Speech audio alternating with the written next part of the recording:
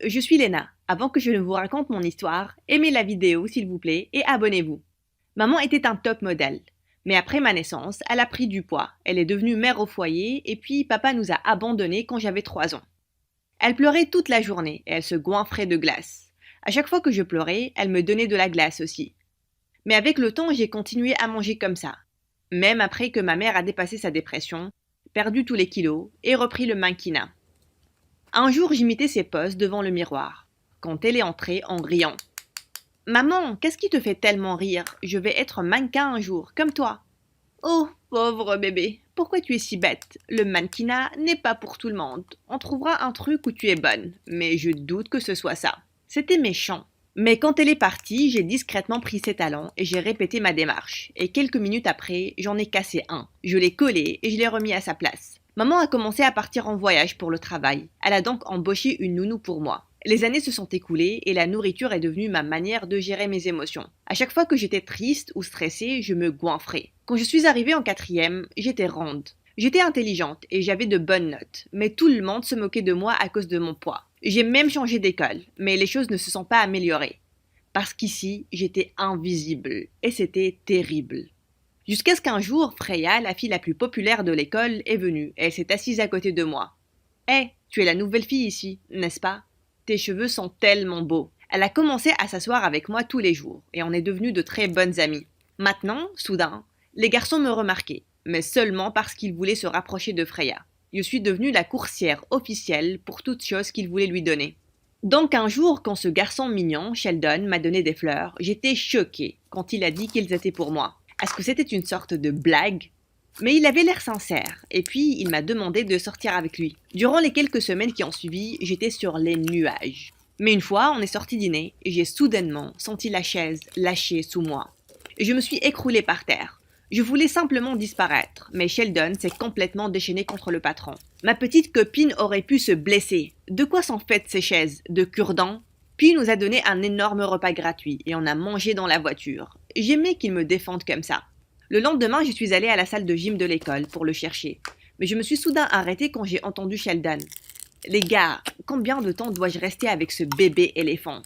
Mec, ce pari tient un mois. Je suis fauchée à force de payer pour toute cette nourriture. Et c'est gênant d'être vue avec une fille qui fait le double de mon poids. Je ne pouvais pas entendre un mot de plus. Plus tard, je suis allée chez Freya et j'ai pleuré à n'en plus pouvoir en mangeant des pizzas. Ce jour-là, j'ai décidé que si mon poids se mettait toujours au travers de mon chemin, j'allais en perdre.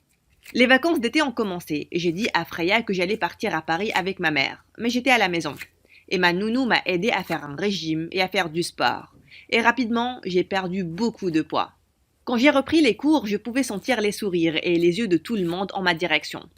Et soudain, quelques garçons de ma classe se sont précipités vers moi pour me demander mon nom. Attendez, ils ne m'ont pas reconnu. C'est là que j'ai vu Freya et j'ai couru pour l'enlacer. Freya, tu m'as tellement manqué. Léna, c'est toi? Oh mon Dieu, quoi? Comment tu as fait ça? Elle était très surprise, mais très fière de moi. C'est là que Sheldon est venu me voir, ayant l'air ébahi. Waouh, Lena, tu es plus belle que Wonder Woman. Mais dis-moi, bébé, pourquoi tu n'as pas répondu à mes messages durant les vacances? Tu m'as manqué. Tout ce que je voulais faire, c'était le gifler très fort. Mais soudain, j'ai eu une meilleure idée. Oh, j'étais dans un séjour de yoga, et on n'avait pas le droit d'utiliser nos téléphones là-bas. Mais tu m'as beaucoup manqué aussi. Freya avait l'air choquée. Mais je l'ai rapidement traîné et je lui ai murmuré mon plan, et ça l'a fait rire. Le lendemain, j'ai planifié un rencard romantique avec Sheldon dans un restaurant très chic. J'étais sur mon 31. Quand il était temps de commander, j'étais prête. Oui, je vais avoir toutes les entrées.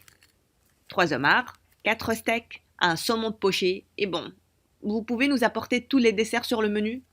Léna, qui va manger toute cette nourriture? Moi, bien sûr. Tu sais comment est mon appétit, bébé. Quand la nourriture est arrivée, j'ai pris quelques bouchées et j'ai demandé au serveur d'emballer le reste. Quand il est revenu avec l'addition, j'ai pris la nourriture et j'étais sur le point de partir, quand Sheldon a perdu la tête. On va partager l'addition, n'est-ce pas?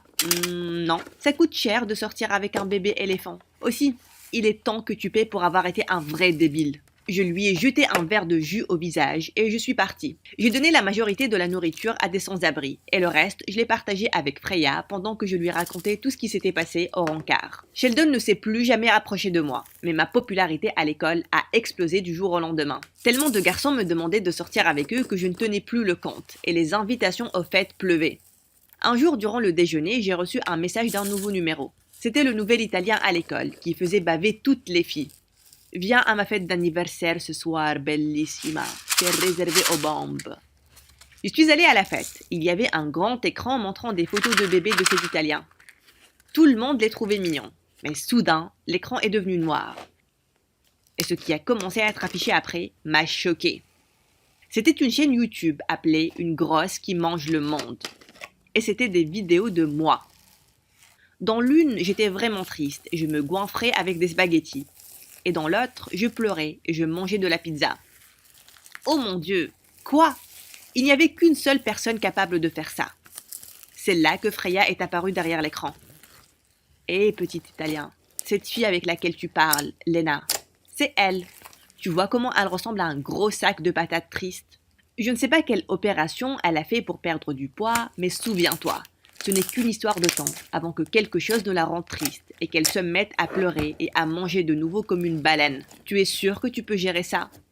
Je l'ai fixée choquée, alors que tout le monde me fixait. Tout ce que je voulais faire, c'était courir et me cacher à l'intérieur d'un gâteau. Mais je n'allais pas faire ça. Je me suis avancée vers elle et j'ai débranché le projecteur. Freya, tu es folle, tu m'as filmé à chaque fois que je t'ouvrais mon cœur. Et tu as créé une chaîne YouTube. Quel genre d'ami es-tu? Sérieux, tu ne t'es jamais demandé pourquoi une personne comme moi est devenue amie avec toi? J'avais juste besoin d'une fille intelligente pour m'aider avec les études. Aussi, j'étais encore plus belle à tes côtés. Et tu devrais me remercier pour la chaîne. Tu étais invisible avant que je ne te remarque. Et maintenant, tu te comportes comme si tu étais meilleure que moi. Tu n'as tellement pas confiance en toi que tu as besoin d'avoir une amie grosse à tes côtés pour te sentir bien dans ta peau. Tu es méchante, pathétique et débile. Et cette amie grosse, ce ne sera plus moi. Je l'ai poussée et elle a atterri sur le gâteau d'anniversaire de l'Italien. Elle a crié, il a crié, et je suis rapidement partie. J'avais le cœur brisé à cause de la trahison de Freya. J'ai raté les cours durant les jours qui ont suivi. Mais un jour, on a sonné à la porte. J'étais excitée de voir que maman était rentrée. Est-ce que je suis à la mauvaise adresse? La vache! Lena, c'est toi? Bien sûr que c'est moi, maman. De quoi j'ai l'air? Je pense que je ne t'aime pas comme ça. J'aimais plus ma petite fille mignonne et ronde. Allez, ramenons-la. Je vais commander des pizzas. T'en veux une large, n'est-ce pas? Maman, non, comment tu peux dire ça? Je pensais que tu allais être très heureuse. Et tu sais, je peux même essayer le mannequinat maintenant. Quoi? Non, oublie. Je l'ai déjà dit, le mannequinat n'est pas fait pour toi. Je ne pouvais pas vraiment comprendre la réaction de maman. Pourquoi elle ne voulait pas que je devienne mannequin? Elle a remarqué que je n'allais pas en cours et je lui ai dit à propos de cette stupide fête. Quand j'ai montré à maman l'horrible chaîne YouTube, elle a commencé à rire. Je suis désolée, je n'avais pas l'intention de rire, mais c'est plutôt rigolo, d'une manière mignonne. Et soudain, je me suis déchaînée. Tu penses que c'est rigolo que ma meilleure amie filme les moments les plus tristes de ma vie et les mette sur YouTube pour que tout le monde les voie? Tu penses que c'est rigolo d'une manière mignonne? Maman, j'avais un trouble alimentaire. Et tu sais, c'est la faute à qui? À toi. Elle a sursauté, comme si elle venait d'être électrocutée. Hé, fais gaffe. J'ai travaillé vraiment dur pour te donner une belle vie et... Maman, tu as travaillé vraiment dur pour toi et tu m'as littéralement laissé manger mes émotions. Tu as idée combien ma vie a été dure? Et maintenant que j'ai travaillé tellement dur et que je me sens enfin bien, tu n'es même pas heureuse pour moi? Mon Dieu, tu es la pire. Je me suis enfermée dans ma chambre et j'ai décidé que je devais faire face à Freya toute seule. J'ai fait une vidéo sur mes problèmes émotionnels alimentaires et combien de vidéos ont été mises en ligne sans mon consentement. Je l'ai postée et elle est devenue virale. Tellement de personnes ont signalé la chaîne, elle a immédiatement été supprimée. Beaucoup de personnes ont même commenté que je devrais porter plainte contre Freya. Et le lendemain, ses parents étaient devant ma porte, me suppliant de lui pardonner. Elle fera n'importe quoi. Elle changera d'école, elle ne te gênera plus. Vas-y Freya, dis que tu es très désolée. Eh bien, elle l'a fait, et je ne l'ai plus jamais revue. J'ai repris les cours, mais j'ai arrêté d'aller aux fêtes et de fréquenter ces personnes superficielles qui ne me voyait même pas avant ma perte de poids. Un jour, j'ai pris le carnet d'adresses de maman et j'ai copié quelques numéros d'agences de mannequinat. J'en ai contacté quelques-unes et j'ai patiemment attendu des réponses. Un jour, un homme en costume est venu chez nous. Il s'est avéré être le premier agent de mannequinat de maman. Oh, ça fait un bail qu'on n'a pas travaillé sur un projet ensemble. Je suis tellement heureuse de te voir ici. Oh oui, mais maintenant je suis ici pour voir ta fille, Lena. Elle nous a envoyé sa vidéo de casting et je pense qu'elle va être la prochaine révélation. Tu dois être tellement fière d'elle. J'étais sur les nuages, mais maman est devenue pâle. Elle m'a traînée à la cuisine. Comment oses-tu me faire ça? Tu as perdu du poids juste pour me montrer que je suis démodée et inutile et que tu peux être meilleure que moi? J'ai furieusement éloigné sa main. Donc c'est ça ton problème. Mon Dieu, tu as encore moins de confiance en toi que Freya. Ma perte de poids n'a rien à voir avec toi. C'est moi qui reprends le contrôle de ma vie. J'ai signé le contrat pour le projet devant ses yeux. Et ça s'est très bien passé. D'autres projets ont commencé à s'enchaîner et je gagnais beaucoup d'argent. Rapidement après ça, j'ai intégré un concours national de mannequinat et j'ai gagné. Je suis montée sur scène pour mon discours. À toutes les jeunes filles ici, je voulais juste vous dire, ne laissez personne, ni quoi que ce soit, vous empêcher de réaliser